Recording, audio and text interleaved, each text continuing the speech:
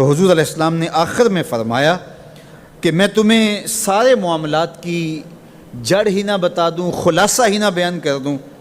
قلت بلا یا نبی اللہ، میں نے کہا اے اللہ کے نبی کیوں نہیں؟ فاخذ بلسانہ، حضور نے اپنی مبارک زبان کو پکڑا، فقال، اور فرمایا، کف علیک ھذا، کہا اس کو روک لے، اس کو کنٹرول کر لے۔ تو کہتے ہیں میں نے کہا اے اللہ کے پیارے محبوب صلی اللہ علیہ وسلم، جو ہم باتیں کرتے ہیں اس سے بھی مواخذہ ہوگا؟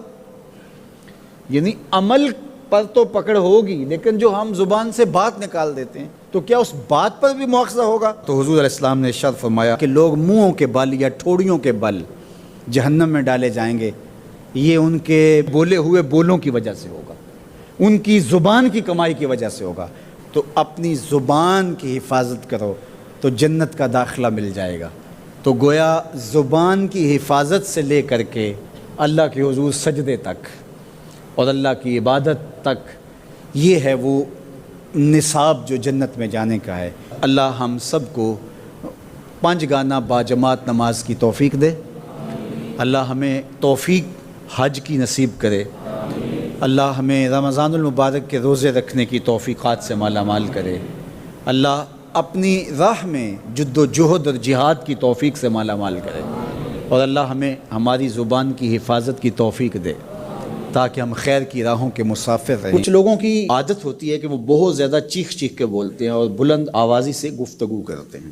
یہ عادت بچپن سے انسان کے اندر پیدا ہو جاتی ہے، پھر آہستہ آہستہ آہستہ آہستہ یہ زندگی کا حصہ بن جاتی ہے، پھر وہ اپنے آپ کو روکنا بھی چاہے تو روک نہیں سکتے۔ اس لیے بچوں کو اس سے منع کر دینا چاہیے کہ وہ چیخ کر نہ بولیں، چلا کر نہ بولیں، درمیانی آواز سے گفتگو کریں۔ تو کہا اپنی آواز کو پست رکھو، اور یہ ممبر و محراب کے مالکوں کو بھی خاص طور پہ اس بات کا بہت خیال رکھنا چاہیے کہ ان کی آواز لوگوں کے کانوں پر بوجھ نہ بنے۔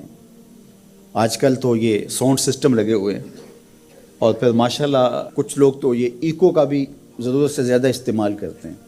سنجیدگی کے ساتھ، متانت کے ساتھ بات کرنا، سنجیدگی اور متانت کے ساتھ بات کو سننا، یہ شریعت کے آداب ہیں۔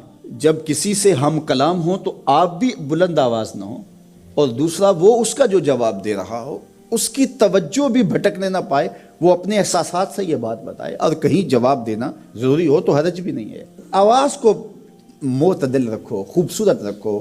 تو جس طرح بولنے کے آداب ہے اس طرح سننے کے بھی آداب ہے۔ ویسے ماہرین کہتے ہیں کہ تیز آوازیں بندہ پونے گھنٹے سے زیادہ نہیں سن سکتا، یعنی اس کا سٹیمنا جو ہے وہ اتنا ہی ہے کہ وہ اتنا سن لے، برداشت کر لے اس کے بعد وہ تو الگ بات ہے، لیکن یہ ہے کہ وہ جو آسانی کے ساتھ سن سکتا ہے اتنا ہی سن سکتا ہے۔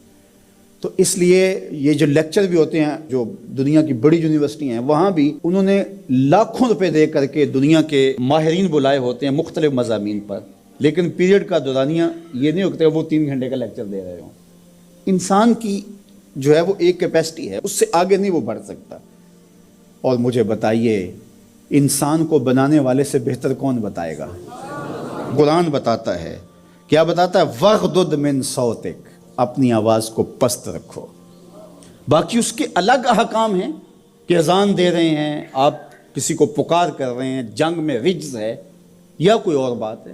ابھی لائٹ چلی جاتی ہے اور دور تک لوگ بیٹھے ہیں تو مجھے لامحالہ طور پہ اونچا بولنا پڑے گا۔ میری آواز اونچی ہے تو میں کوشش کروں گا آخری شخص تک آواز پہنچے، وہ ایک الگ بات ہے۔ لیکن اب یہ آواز ایسے ہی سب تک پہنچ رہی ہے۔ تو ان آداب کو جب ہم سمجھتے نہیں ہیں تو اپنی بات کو کچھ لوگ سمجھتے ہیں کہ زور سے بولیں گے تو لوگوں کے اندر بات اترے گی، ایسا نہیں ہے۔